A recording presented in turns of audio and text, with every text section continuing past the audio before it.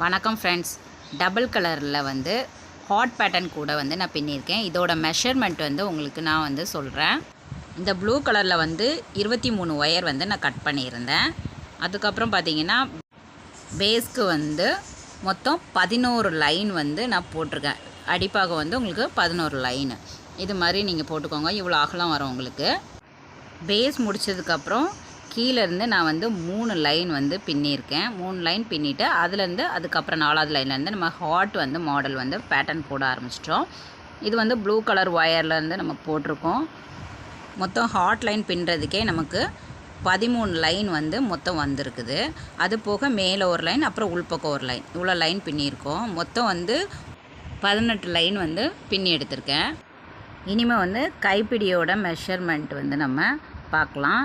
இதுக்கு வந்து சிங்கிள் கலரில் தான் போட்டிருக்கேன். நார்மல் உருட்டு ஹேண்டில் தான்.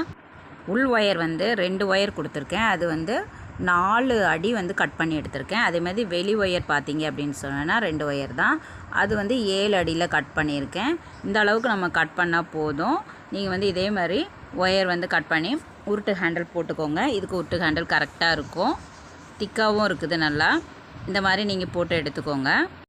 உள்பக்கம் பார்த்தீங்கன்னா நல்லா அகலமாகவே வந்திருக்கு. கூட வந்து இதுக்கு வந்து கரெக்டாக 2 ரோல் ஆச்சு. இந்த கூடை வந்து பின்னுறது ரொம்ப ஈஸி தான். இந்த பேட்டர்ன் வந்து எப்படி பின்னுறதுன்னா நெக்ஸ்ட் வீடியோவில் நான் போடுறேன். இந்த வீடியோ வந்து உங்களுக்கு பிடிச்சிருந்துன்னா நீங்கள் லைக் பண்ணுங்கள், ஷேர் பண்ணுங்கள், அப்படியே மறந்துடாமல் கமெண்ட் பண்ணுங்கள். Thank you friends.